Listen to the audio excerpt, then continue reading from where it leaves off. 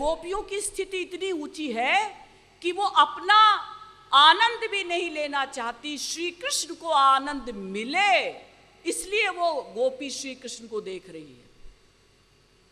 और आप लोगों ने बहुत बार श्री महाराज जी के मुख से और हम लोगों के प्रवचनों के माध्यम से भी सुना होगा, श्री महाराज जी को भागवत के प्रमुख रूप से 2 श्लोक प्रिय हैं, जिसमें एक श्लोक ये भी है, यत्ते सुजात चरणाम्बुरुहं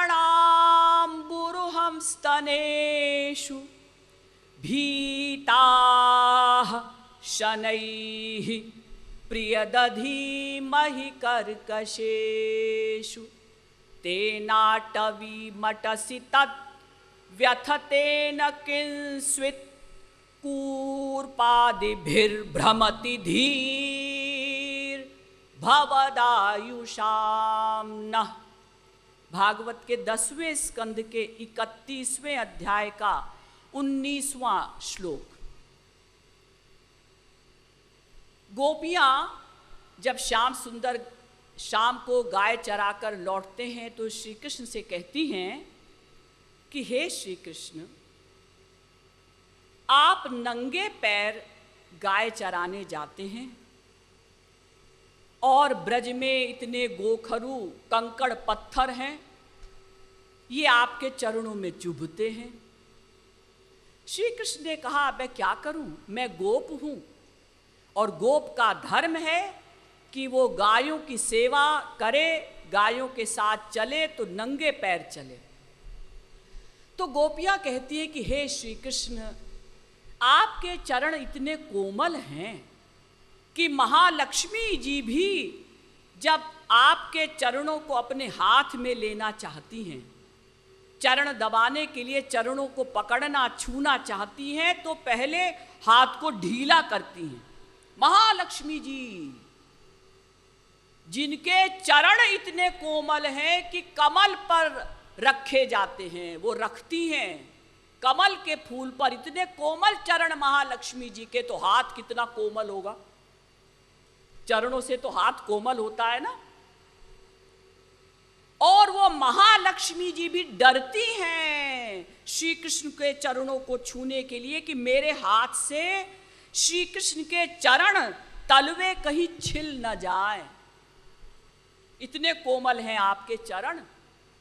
तो हे श्री कृष्ण, जब हम उन चरणों को अपने हृदय से लगाती हैं, गोपियां कह रही हैं श्री कृष्ण से कि जब हम आपके उन चरणों को अपने हृदय से लगाती हैं तो शनैः, बड़े धीरे से और भीताः, डरते हुए लगाती हैं। शनैः शनैः, धीरे धीरे, और भीताः, डरते हुए लगाती हैं। क्यों? क्योंकि आपके चरण इतने कोमल हैं और हमारे वक्षस्थल कठोर है। तो हमें लगता है कि हमारे कठोर वक्षस्थल आपके चरणों में चुभ न जाए, कहीं आपको कष्ट न हो जाए।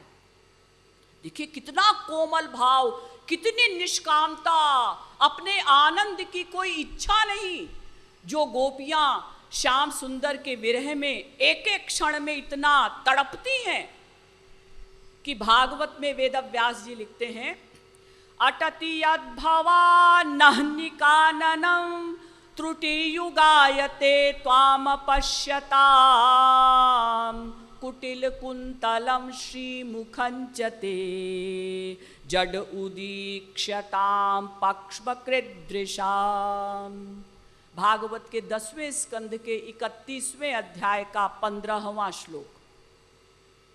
गोपियों का एक एक क्षण भगवान के विरह में सवेरे से शाम तक केवल एक दिन 8 घंटे में इतनी बेचैनी से कटता है, एक एक क्षण मानो युग के समान बीतता है। एक एक क्षण में वो तड़पने लगती हैं विरह की ज्वाला में। सोचिए उनको कितनी इच्छा होती होगी श्याम सुंदर के दर्शन की, उनके आलिंगन की, लेकिन प्यार करते समय भी गोपियां आलिंगन करते समय भी इस बात का ध्यान रखती हैं कि कहीं हमारे आलिंगन करने से श्याम सुंदर को कष्ट न हो जाए। अभी तो हम सोच भी नहीं सकते, लेकिन महाराज जी कहते हैं कि लक्ष्य हमें यही रखना है, इतना ही निष्काम प्रेम करना है हमको हरि और गुरु से। अगर ये महाराज जी के शब्द, हम तो जो भी बोलते हैं महाराज जी के शब्द ही बोलते हैं, अपने आप तो हम एक लाइन भी नहीं बोलते, तो महाराज जी के शब्द हैं कि अगर तुम ये दृढ़ निश्चय करके मर जाओ कि हमें लक्ष्य बना लो निष्काम प्रेम करना है, तुम्हारा लक्ष्य अगर पक्का बैठ गया है हृदय में, मन में, बुद्धि में कि हमें ऐसा ही लक्ष्य रखना है कि श्याम सुंदर के सुख में अपना सुख मानना है, तो महाराज जी के शब्द हैं ये निर्भय होकर मर जाओ, डरो मत, मर जाओ, कोई बात नहीं, आधी भगवत प्राप्ति तुमको हो गई, समझ लो। अगर ये लक्ष्य हृदय में बैठा लिया तो आधा लक्ष्य आपने प्राप्त कर लिया, अब आप निर्भय होकर मर जाइए, डरिए नहीं। ये लक्ष्य को पक्का बनाना इतना बड़ा काम है। इसीलिए नारद जी ने भी कहा तत्सुख सुखित्वम, उनके सुख में, हरि और गुरु के सुख में सुखी रहना ही हमारा लक्ष्य होना चाहिए। हम उनकी सेवा करें क्यों? उनके सुख के लिए, अपने सुख के लिए नहीं।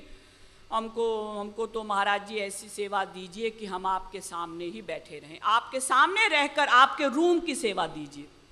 तो महाराज जी कहते हैं मैं किस किस को कमरे की सेवा दूं? अरे भाई, कितने लोग कमरे की भोजन बनाने की सेवा करेंगे? गुरु जो सेवा दे उसी में बलिहार जाओ।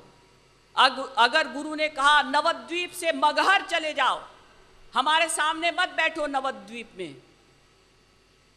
हैं? सब तो उनके सामने बैठे हैं, हमको अकेले को कह दिया मगहर चले जाओ। नहीं, ऐसा नहीं सोचना, विभोर होना है।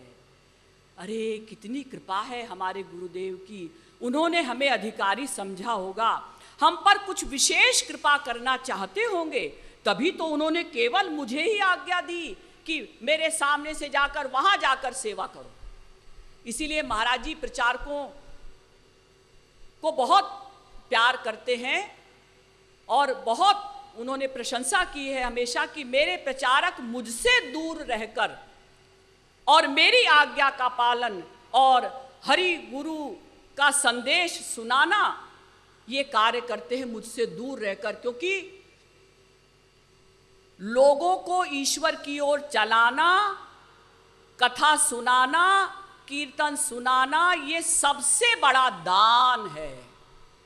भागवत में भी गोपी गीत में ये बात गोपियों ने रोते हुए कही है, जब महाराज से भगवान अलक्षित हो गए बीच में ही और फिर बाद में मिले, तो गोपियों ने यही कहा था कि हे श्री कृष्ण, जो आपकी कथा का, आपके सत्संग का दान करते हैं लोगों को प्रवचन और कीर्तन के माध्यम से, वो संसार के सबसे बड़े दानी हैं।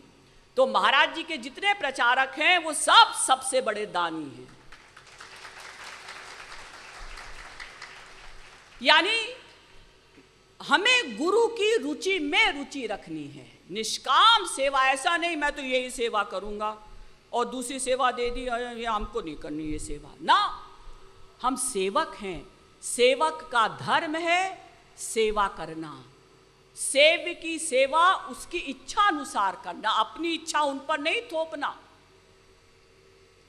अगर हम उनकी रुचि में रुचि रखकर चलते हैं सत्संग में, तो कभी मूड ऑफ नहीं होगा हमारा।